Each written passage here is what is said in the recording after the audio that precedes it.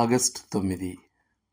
దేవుని శక్తితో అనుసంధానించబడి.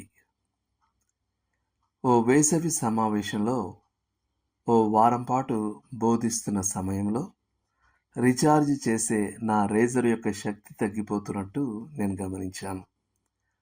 వాస్తవానికి ఓ ఉదయాన దాని పనితీరు ఎంత నెమ్మదించిందంటే నాకు అది పాడైపోయిందన్న నమ్మకం కలిగింది. అయితే సాయంత్రానికల్లా అది మళ్ళీ వేగం పుంజుకుంది. కొద్ది నిమిషాల పరీక్ష అసలు సమస్య ఏమిటో బయటపెట్టింది. నేను నా రేజర్ని ప్లగ్ చేసిన సాకెట్కు దాన్ని నియంత్రించే ఓ వాల్ స్విచ్ ఉంది. నా భార్య డెస్క్ ల్యాంప్ను వెలుగుతూ ఉంచినంతసేపు నా రేజర్ శక్తిని నిల్వ చేసుకునేది. ఆ ల్యాంప్ ఆర్పివేయబడ్డప్పుడు నా రేజర్కు శక్తి అందేది కాదు. ఆ సంఘటన నాకు ఓ ఆధ్యాత్మిక పాఠాన్ని నేర్పింది. స్విచ్ వేసి ఉందా అని చూసుకోకుండానే ఊరికే అలవాటుగా ఓ శక్తి మూలాన్ని నమ్ముకోవడం సులభం.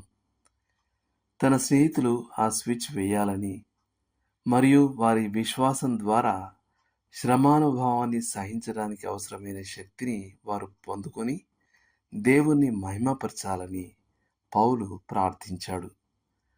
మనం దేవుణ్ణి నమ్మితే మనం ఆయన శక్తిని మన జీవితాల్లో పొందుకుంటాం.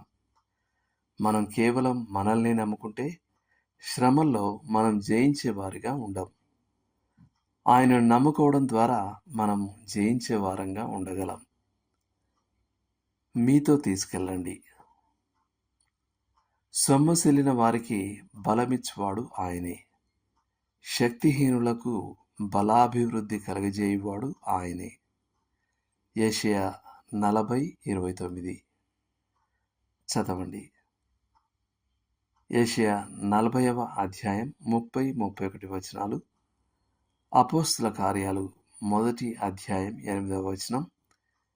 ఎఫెసీ పత్రిక 1వ అధ్యాయం 18-19 వచనాలు. కొరింథీలకు రాసిన 2వ పత్రిక 12వ అధ్యాయం 9వ వచనం. తిమోతికి రాసిన 2వ పత్రిక 1వ అధ్యాయం 7వ వచనం. చేయాల్సిన పని. దేవుడు మీకిచ్చే శక్తిని బట్టి ఆయనకు కృతజ్ఞతలు చెల్లించండి. విశ్వాసం ద్వారా నేడు క్రీస్తుకు విధేయులవునట్లు శక్తిని పొందండి. దేవుడు మిమ్మల్ని దీవించునుగాక. ఆమేన్.